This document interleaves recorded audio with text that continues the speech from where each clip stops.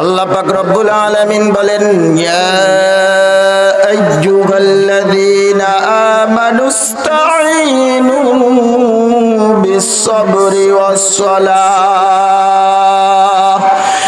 ইন্নাল্লাহা মা'আস-সাবিরিন।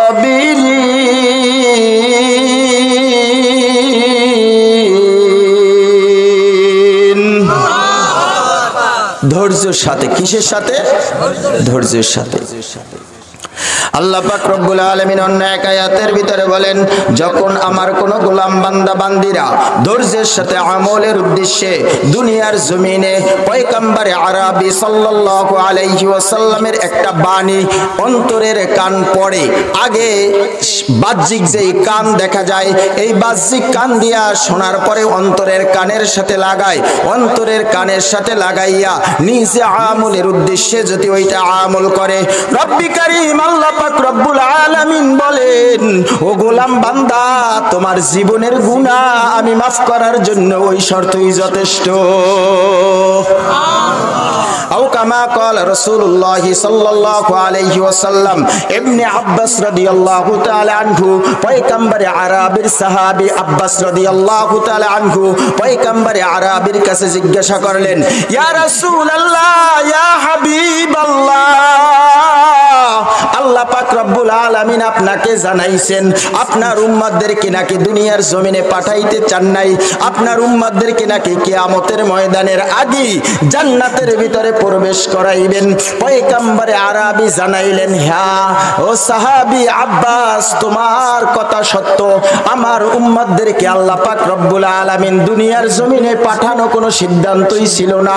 হঠাৎ করে সিদ্ধান্ত হলো, যদি আমার আখিরি নবীর উম্মতদেরকে দুনিয়ার জমিনে না পাঠাইয়া জান্নাতের ভিতরে প্রবেশ করাইয়া দেই, তাইলে যত পয়গম্বর ওলি, যত পয়গম্বর নবী রাসূল দুনিয়ার জমিনে আসছে, যাদেরকে পাঠাইছি তারা কিয়ামতের ময়দানে দরখাস্ত করবে, হে রব্বি কারীম, পয়গম্বরে আরবির উম্মত বানান নাই দুঃখ বড় মনে আশা, কিন্তু পয়গম্বরে আরবির উম্মতদেরকে আপনি দুনিয়ায় না পাঠাইয়াই জান্নাতে পাঠাই দিলেন।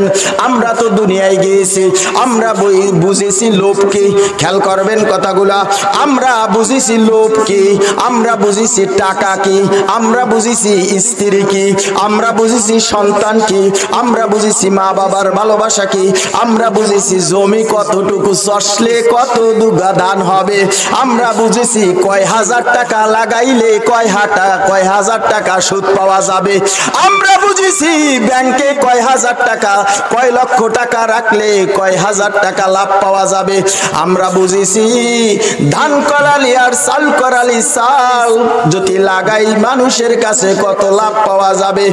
ও পয়গম্বরে আরবি, আপনার উম্মতদেরা এই সমস্ত লোভে পড়িয়া, দুনিয়ার মহাব্বতে পড়িয়া নবী করিম সাল্লাল্লাহু আলাইহি ওয়াসাল্লামের আদর্শকে ভুলে যাবে, রব্বি কারীম আল্লাহ পাক রব্বুল আলামিনের হুকুমগুলাও ভুলে যাবে। অবস্থা কি হবে? আল্লাহ পাক রব্বুল আলামিন জানাইয়া দেন, ও পয়গম্বরে আরবি, আপনি জানাইয়া দেন উম্মতদেরকে।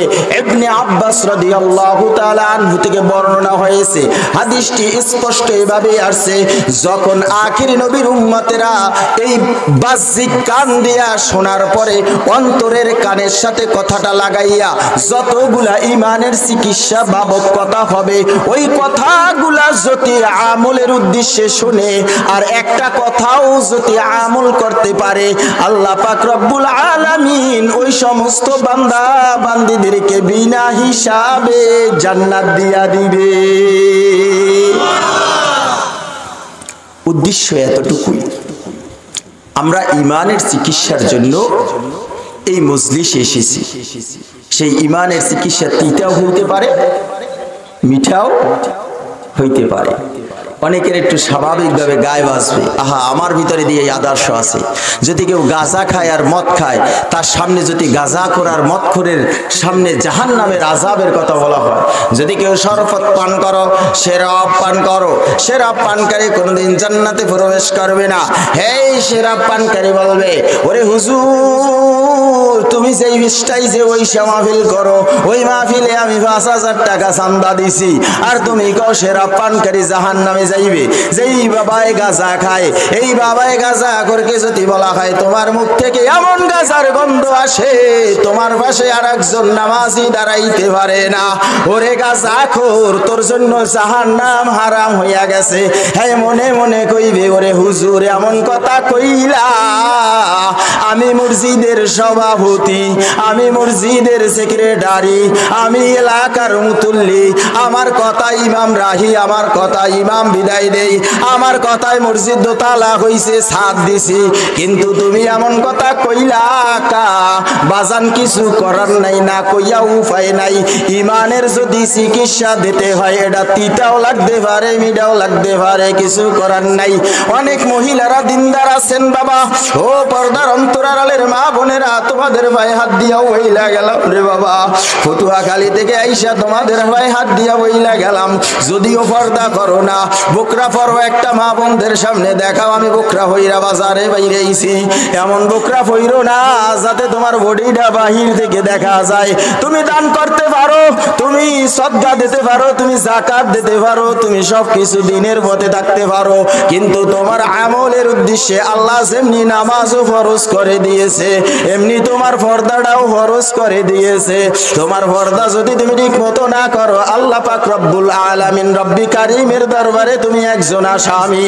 ওই আসামি হইয়া কবরে যাইও না বাবা। আমি এই জন্য কথাটা একটু টাচ দিছি, মা বোনদের জন্য এই রকমের কথা আসবে, সেই কথাগুলা হইল ইমানি চিকিৎসা। সেই ঔষধটা তিতাও হইতে পারে, মিঠাও হইতে পারে। মুফাসসিরিনে কেরাম বিভিন্ন সময় বিশ্লেষণ কইরা বলছে, আমাদের মেহমান যে প্রধান মেহমান বন্ধু আমার মুফতি হাসান মাহমুদ সাহেব এসে গেছেন।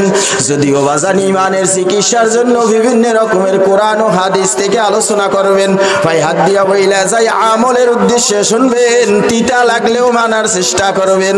যদি মানতে পারেন রে বাবা, আপনাকে গ্যারান্টি দিয়া বইলা গেলাম, কোরআন ও সাক্ষী, হাদিস ও সাক্ষী, এই মাহফিলের প্যান্ডেল ও সাক্ষী, বিনা হিসাবে রব্বি কারিম আপনার আমার জন্য জান্নাত নিয়ে অপেক্ষায় আছে। ইনশাআল্লাহ রাজি আছি তো?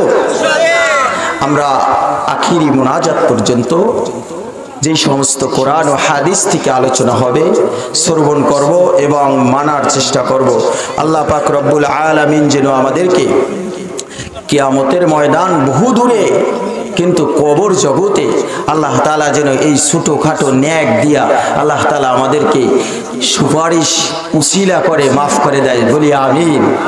বাজান একটু হুজুরে আসার আগে একটু কথা বলি, মরা লাগবে না কার কার একটু আজাগান্ত যে মরা লাগবে না, লাগবে সত্য কথাটা, কার কার মরা লাগবে একটু হাত জায়গায় দেখায় না রে তাকবীর, মরা লাগবে তো ইনশাআল্লাহ, হাত নামান। আমি মরার পরে এই জামার পকেটে টাকা আছে, মানিব্যাগ আছে, সবকিছু আছে, এই রকমের কিছু নিয়ে যাওয়া যাবে?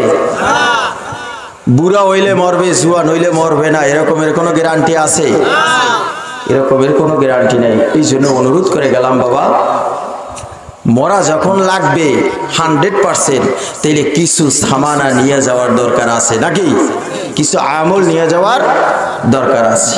এই জন্য বলছি পর্দার অন্তরালের মা বোনেরা, যুবক বন্ধুরা, বৃদ্ধ বাবাজিরা, আমরা কিছু আমলের উদ্দেশ্যে এই প্যান্ডেলে এসে বসি এবং আমলের উদ্দেশ্যে ইমানের চিকিৎসার জন্য কিছু ঔষধ আমরা নিয়ে যেন বাড়ি যাইতে পারি ইনশাআল্লাহ। ওয়া আখিরি দাওয়ানা আলহামদুলিল্লাহি রাব্বিল আলামিন।